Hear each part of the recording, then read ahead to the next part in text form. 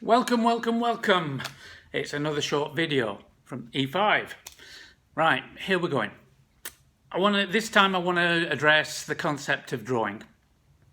Quick story. Last night I was on the train going home and there was a little kid in a pram next to me who had a notebook, a pen, and she was doing some really interesting marks in this notebook in between vertical lines. Works out the kid is less than 2 years of age. Why do I tell this story? Because I believe that drawing's fundamental to how we perceive and interact with the world. Drawing's been used by the human species for about as long as any language.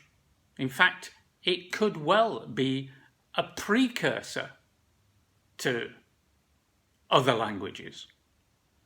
So we've been making marks on walls for a very, very long time. What are we doing when we're using drawing? Well, we're interpreting what's out there, synthesizing it and putting it into a visual statement. Now that statement might be based on observation or based on imagination or a combination of the two. But that's the very tool that we use to design our cities and to design anything within that man-made environment.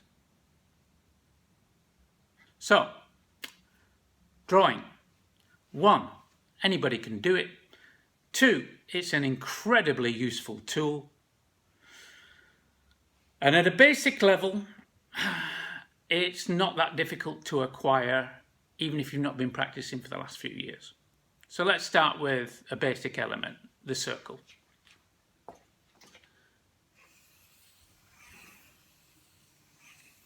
There we have a circle. You note I draw it using one line. Don't try and draw it using lots of lines. Flat, 2-dimensional. I want to make it 3-dimensional. I introduce a light source. Find halfway. Start to think of it in 3D and I build the equator. I then introduce a core shadow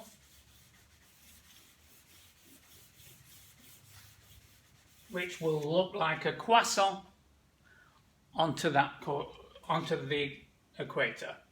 I can shade a little bit the edge, break down the core shadow, leave an area of direct light. I could of course take an eraser and start to work into that. Break down a little bit the shadow. So it's starting to look rounded. Pick up a little bit on that line. I can introduce other elements like hatching if I so choose. There are various techniques for rendering, but already you're beginning to get the feel of something that's circular. Now if we compare that with this, you can see that you could construct the entire human form with a few basic shapes. The sphere, cylinder would be sufficient to construct the entire human body. So let's apply what we know. I'll do a quick drawing of an imaginary character developed pretty much entirely from this circle.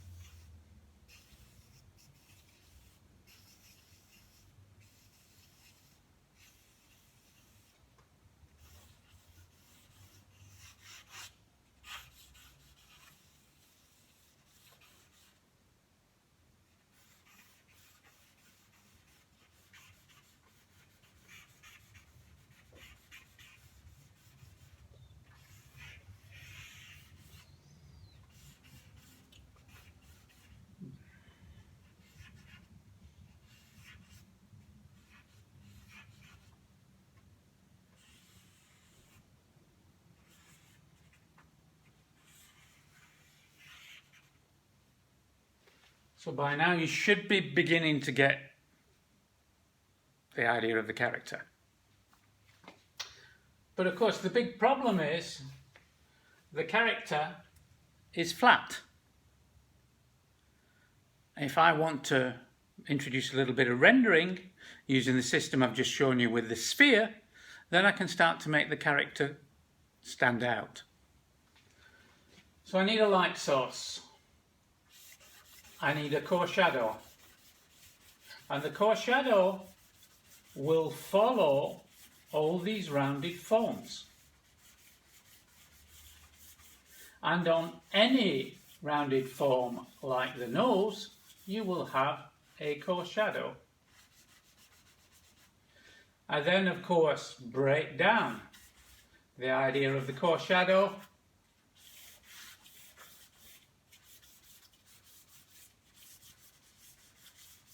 so it's not quite as harsh.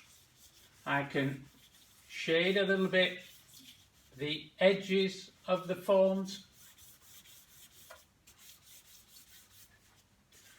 I can introduce shadows underneath.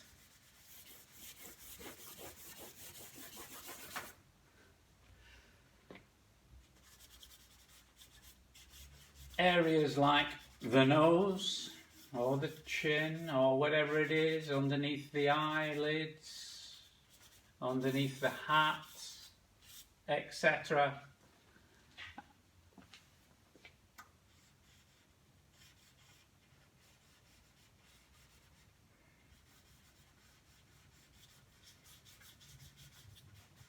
Underneath the lip.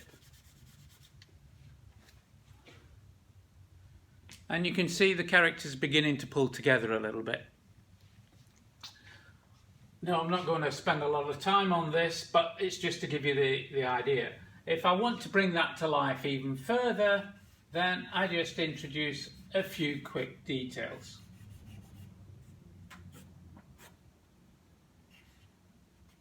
Just to give it a bit of life and interest.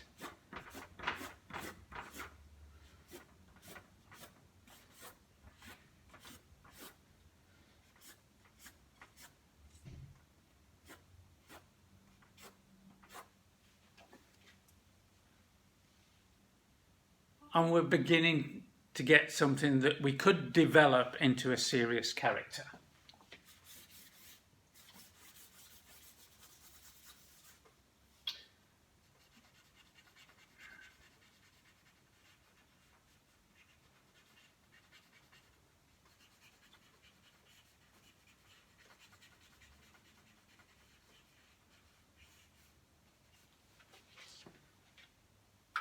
I'm not going to go on too long. I'm just trying to make the point to you that we can get that far in a matter of minutes if you've understood the principle. So what's the key to that? Well, the key is have a look, see what other people are doing. The other key is a little bit of practice. Now, you might not want to draw characters. If you're into animation or game design, of course you will. But if you're the product designer, you might be more interested in the abstract geometric forms themselves. If you're a fashion designer, then you'll be more interested in some kind of distorted mannequin that you may want to develop, but the principles can be applied, those very same principles. So, there you go. In the space of a few minutes, we can all engage in something that can show massive dividends in a portfolio. Any top university in the creative arts will be looking to see that there's some element of drawing within that portfolio. Have a great time. See you soon on the next E5 video.